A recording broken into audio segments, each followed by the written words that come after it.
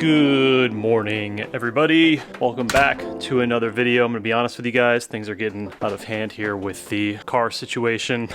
Not a bad problem to have. Today's video, we have some carbon fiber parts. We're gonna be talking about the M4, talking about kind of everything, all of the cars, everything that's going on. M3, I'm cutting off the roof next weekend, putting on the carbon fiber roof. Just got that back from the body shop. 1M Clone is getting new wheels today or tomorrow, depending on how UPS decides to play ball. And then the M4 just got a paint correction by yours truly, and it looks so freaking good, dude. It's unbelievable what a simple paint correction and ceramic coating will do for a car, but man, it is insane.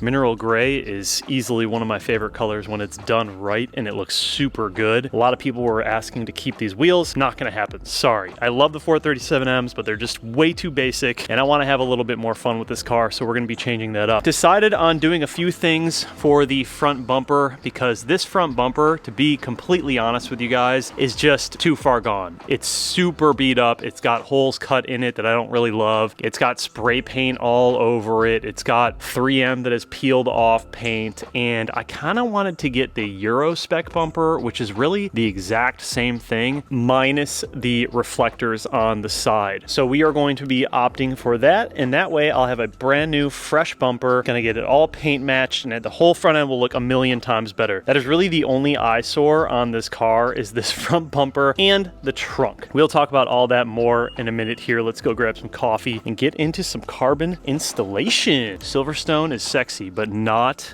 when it's super worn out. I do have to say though, it is nice to be back in an F-Series. Just the ease of driving this thing, man.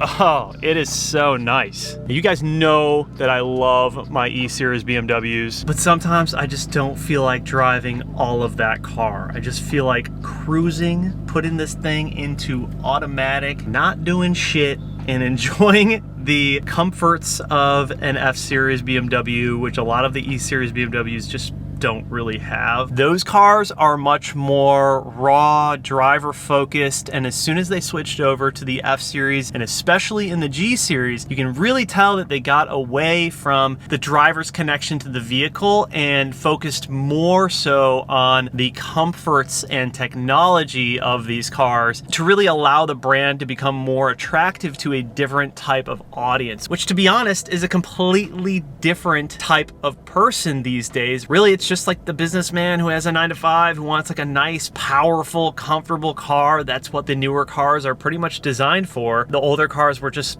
not really that. And yes, I still be on my Starbucks shit. If you know, you know. Old thick F30 days. I was always grabbing my coffees in the morning. However, these days it's a little bit different. I just grab an iced coffee, throw a little bit of oat milk in it, and we call it a day. You guys, life is just all about balance. And I work hard every morning. I run 6 miles minimum every single morning. And this is one of those little just treats that I like to have on the way to the office before I do any work. I don't know, it's just something that I feel completely okay spending $4 every day on. That's just me. So yeah, as I was saying, it is so nice to have a car in the garage that is just easy to drive. Man, I don't know if it's just because I'm getting old or what. I do love my manual E-Series BMWs. They all have a special place in my heart, and I would never actually trade those out for anything like this entirely, but to have the option, man, this car is just one of the greats. You can really just do it all, and you can do it comfortably, which is something that I've just grown to appreciate with a lot of the F-Series BMWs, especially now that we're in the G-Series world. And it's nice to have an F-Series because it's kind of like that middle ground between E and G,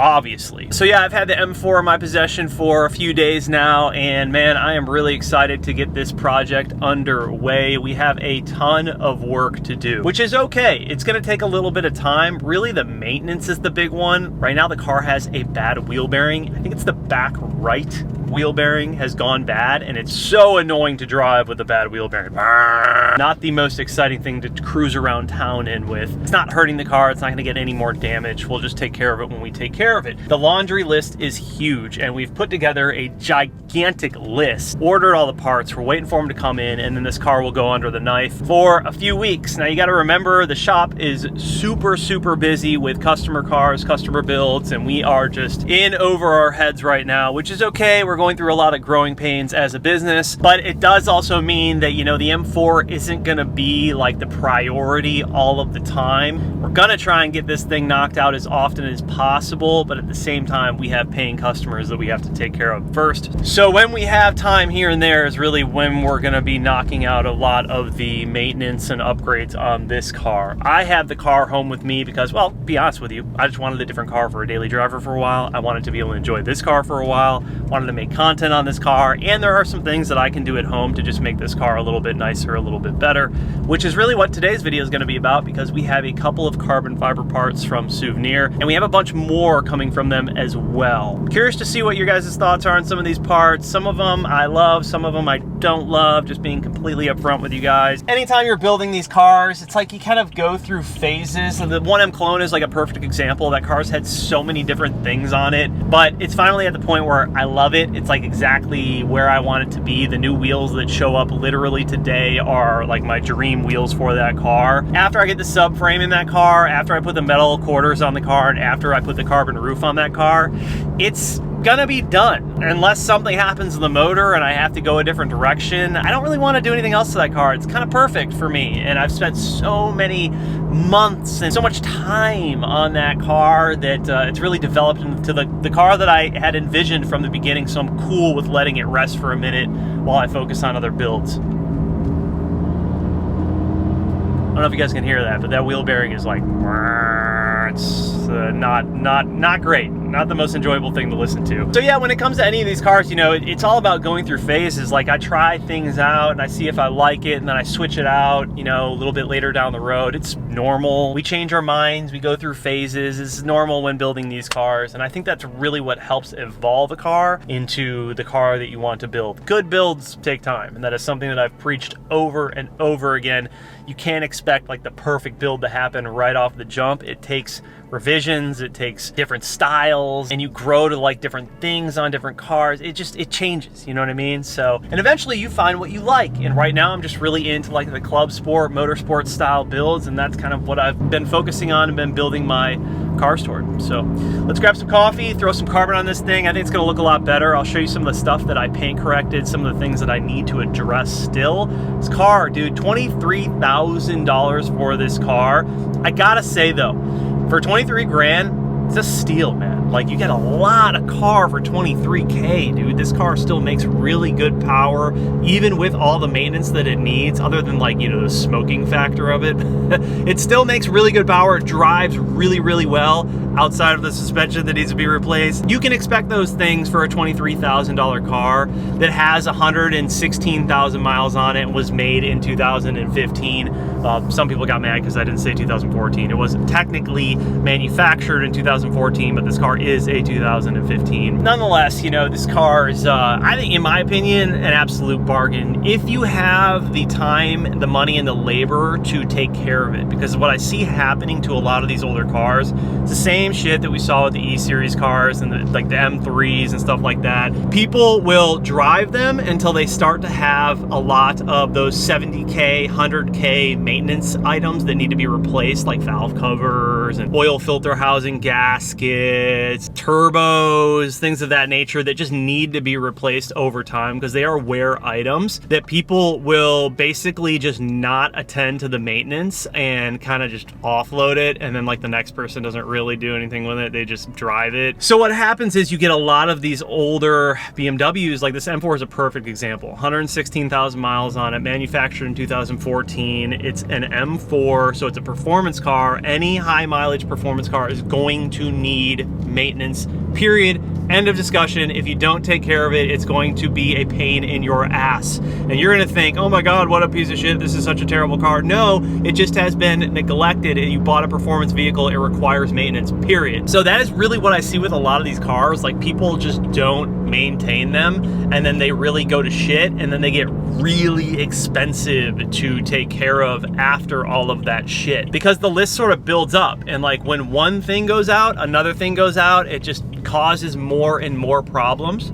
You know, like the E92 M3 is a perfect example. I've probably spent like 15 grand in maintenance alone on that car. Sure, you can go out there and find one for like low 20,000-ish dollars, but let me tell you something. You are going to be spending the cash, the dinero, on maintenance. You don't realize it. You think in your head like, oh, this car is just a $20,000 car. Nah, bro, it's like a $30,000, $40,000 car because of all of the maintenance that you're gonna have to do. It's just the reality of it. And what happens is you get kids who buy these cars. Man, this is a fucking rant, huh? What happens is you get kids that buy these cars. They think that they're cheap. Oh, I got an M4. I'm gonna drive this thing. It's gonna be sick. But then they don't do any maintenance, and it just gets clapped and more clapped and more clapped and more clapped. This is a perfect example of one. I don't know that this type of car makes a ton of sense for the majority of people unless you're someone like me, or you know, you have access to a shop or wholesale parts or anything like that, and you know that you can fix it for relatively cheap or do all the labor yourself. You know what I'm saying? So if you're just like someone who just wants to get in a car and drive it, you either need to buy a low mileage car and pay more upfront, or expect to have connections in a shop or do the labor yourself or something like that.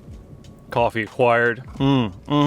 That's my one vice, but you know, it's better than like doing drugs or something. I'm okay with a $4 coffee every day if that's my vice, you know what I'm saying? I work hard for it. So yeah, anyways, man, you know, it's just that type of thing with a lot of these cars, and it's like the same story. I see it over and over again with people who want to buy certain cars, but they don't want to do the maintenance. Like, if that's you, you might as well just save your money and go get something newer that requires less maintenance or has lower mileage, because any higher mileage sports cars with age, anything like that, it's going to require more money, more time, and more labor. And if you want to have a good experience with any of these cars, don't buy one with high mileage without all the maintenance already done, or an older car without expecting to have to replace vacuum hoses and all that shit. It's just normal, man. That's probably become one of the biggest lessons that I've learned from having all of these different cars, especially with just being such a big fan of like the older E-Series cars. I just know how much work they are off the jump. It doesn't matter which one I'm buying. I know that I'm gonna have to spend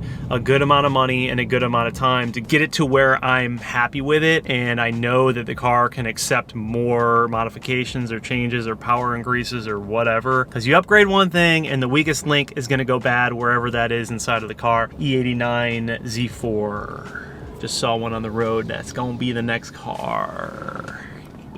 I think the G-Series BMWs suit a lot of people these days. Most people don't want to have to like wrench on their cars. They don't want to have to do maintenance. They don't want to have to take care of all the bullshit that comes along with some of these higher mileage cars. Go get a G-Series or go get a low mileage F-Series. It's going to be better for you, I promise, unless you are willing to work on your shit or willing to spend the dough to have someone else work on your shit. Performance cars take maintenance. I'm pretty sure this thing has a bad PCV. I mean, it doesn't really matter. Fucking everything is gonna get replaced in this car, but I'm pretty sure that's why we're having the smoking issues that we're having, is the PCV system. But I think that a lot of the stuff that is like unsuspecting for most people comes down to like the suspension components, all the bushings. You have to replace all of the arms and the bushings. Doing that on my M3 is what really changed it. The tie rods, the control arms, the bushings, changed things, the monoball, which is a lot of work, really is what gave that car the life it is. And now that car's like phenomenal. Like, it's so well sorted, dude. I freaking love that car. I got the new suspension in for it. I gotta install it. I've just been fucking lazy. I haven't been lazy. I've just been working too much at the shop and doing other things.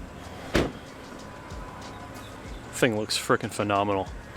All right, we got to move the clone out of the garage so I can get into the tools. It's one thing about this garage, man. I wish it was just like 2 feet wider. It would be so perfect for a 2-car garage that you can like work on stuff and get in and out. But the way that I have it now, I don't know if it's just because these boys are thick or what, but it's like impossible to get to any of my shit, any of my tools. My garage is going through a major makeover right now, my friends. Things are kind of all over the fucking place. I ended up buying another one of these cabinets because I like them so much. I'm gonna be moving all this stuff, and then I also have tiling coming, and yeah, it's gonna be a completely different thing. I'm teamed up with Obsessed Garage. It's going to be sick.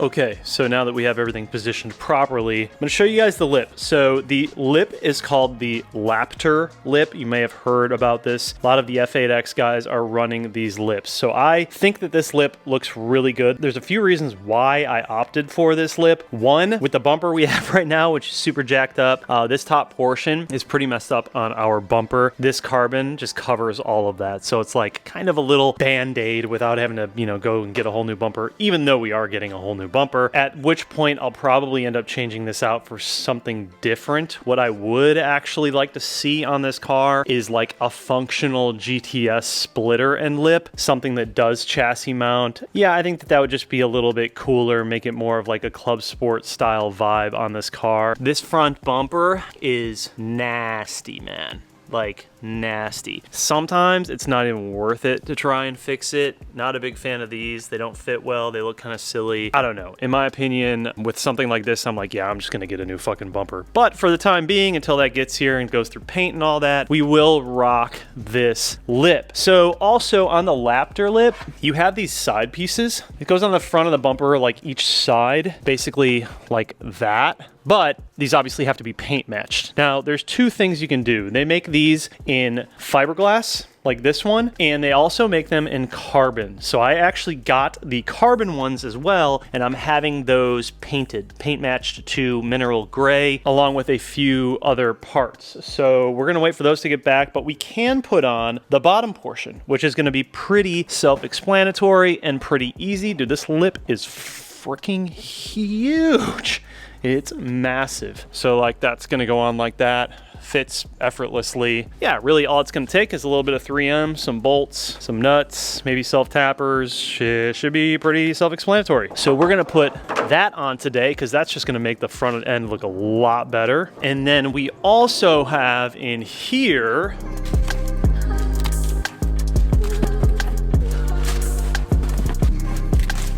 so it's a one-piece diffuser, carbon diffuser with the rain light in the back. So I think that's what they call it, like F1 style light in the back. So I don't know, man. Some people like it, some people don't. I'm kind of like, whatever. I think it's kind of cool. It's different. I could go with or without it. I guess it's a little bit gimmicky on like a street car, but whatever. We're just having fun with it, man. And you can buy these with or without the light. So everything looks good. So basically, we're going to be just tapping this wire into the brake light wire coming from the tail lights. That should be pretty self-explanatory. We'll just end up popping out one of the tail lights and finding out which wire is the brake light function. You guys, just look at how good this paint turned out. I just did one pass on the car, and then I went ahead and ceramic coated. That's really all I had time for yesterday. We are going to get the roof redone. I'm going to have that done soon. The whole thing will just get re-cleared. And then the big conundrum that I'm dealing with right now is the trunk.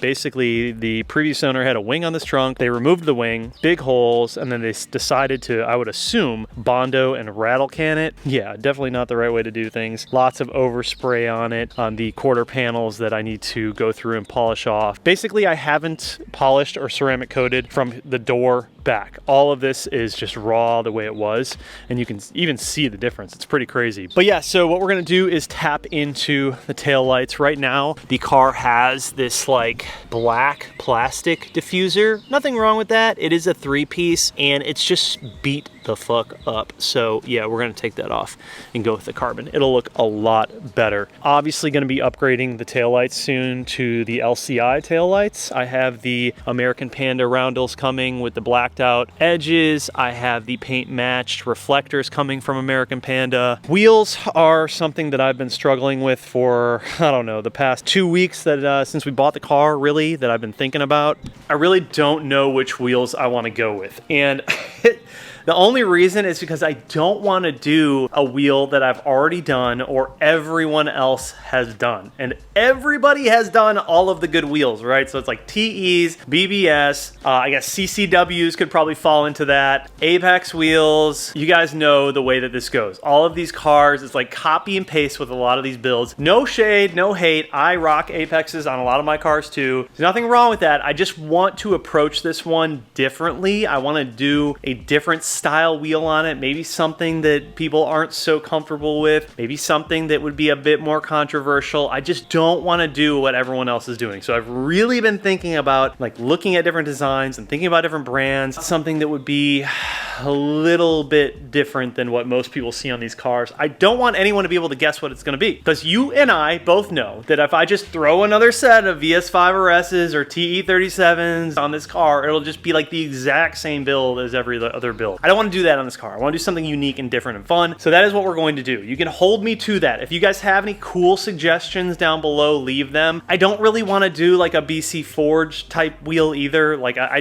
want to do like a nicer wheel, but something that's unique and a little bit different. Maybe like an HRE wheel. I don't know. I guess we have options, but I definitely know that whatever I do go with, the color is going to be silver or polished. I think that with this car is going to look really, really good. Like silver with mineral gray just hits, dude. It looks so nice. The contrast is phenomenal. You guys see that I have the VS5 RSs in black on the E92 M3. That's going to be changing as well. I have already actually sold the gold VS5 RSs on my 1M clone because I do have new wheels coming today, like I've mentioned 55 times in this video, for this car.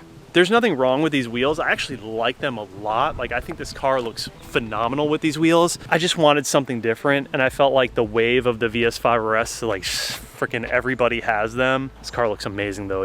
Like these wheels look phenomenal. However, these gold VS5 RSs are already sold. I actually already sold them to a friend of mine who has a space gray E92 M3. So those will actually look really good against the space gray. But it was time, dude. It was time to switch it up and do something a little bit different. You guys will see the wheels that I get. It's not gonna like blow anyone's mind, but also these are just like a dream wheel that I've wanted on that car, and I've had that vision since the beginning. I just want that wheel on that car. Anyways, let's start getting this stuff installed on the M4. This is really easy stuff. You guys have seen me install a million splitters, a million lips, a million diffusers. I'm not gonna show you how. You guys know how to do this, but I do think it will completely transform this car just for these two simple pieces. And then we'll talk a little bit afterwards about some of the stuff that I have coming also from Souvenir for this car. And if you guys are interested in any of these products, I'll have them linked down below. Let's get into it.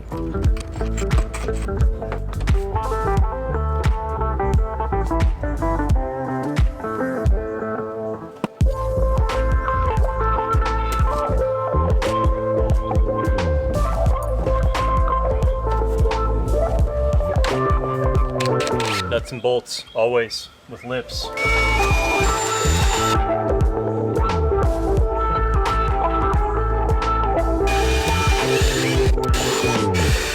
Damn. So we got 6 bolts, 6 nuts on this thing, as well as all the 3M and a couple self-tappers. It ain't going nowhere. But dude, look at how crazy this thing looks.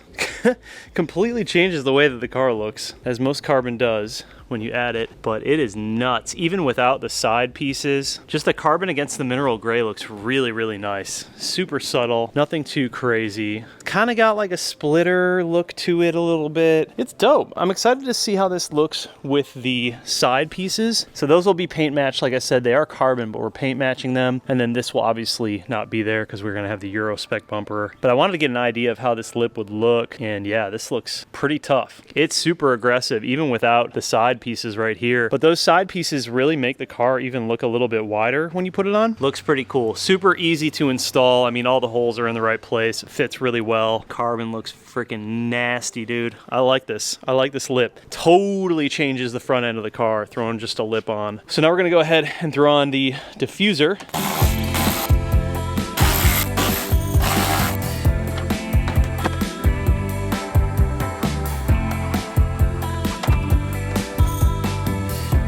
Right, got it on. Thing's pretty sick, man. I like the fact that all of the factory hardware lines up, makes it super easy. I have the wiring tucked behind the heat shielding right now. We're gonna have to go up top and fish it up to the tail light. connected to the brake. But yeah, it fits super well. The only thing I don't love about this style, and this is just me being picky, is I would have liked to see this piece go all the way to here. I thought it's a little odd that it doesn't continue all the way out, but whatever. I guess that's just the style of it. It doesn't look too bad. Like once you have it, you know, the car like on the ground, you won't really be able to notice it, but those type of little things just sort of annoy me. You know what I mean? But outside of that, fitment is really good. Super easy to install. Clips and factory hardware.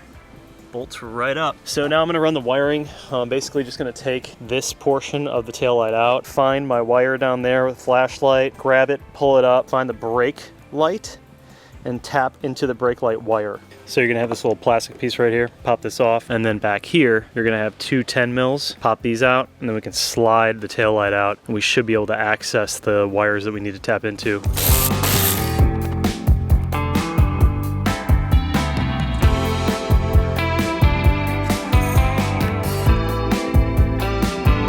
If you guys want this set up the way that I'm going to set it up, basically if you want the diffuser light to just be another brake light, you're going to tap your black wire to the ground, which is brown, and you're going to tap your power wire, which is red, to black and yellow on the driver's side tail light.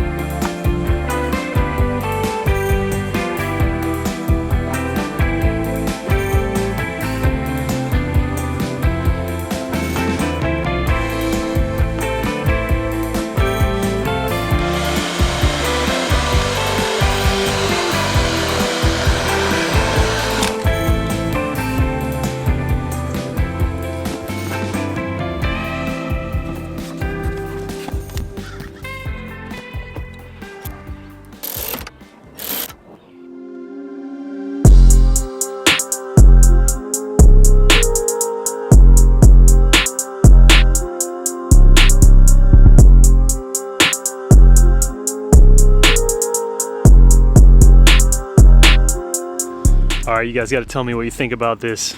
Did we cook or no?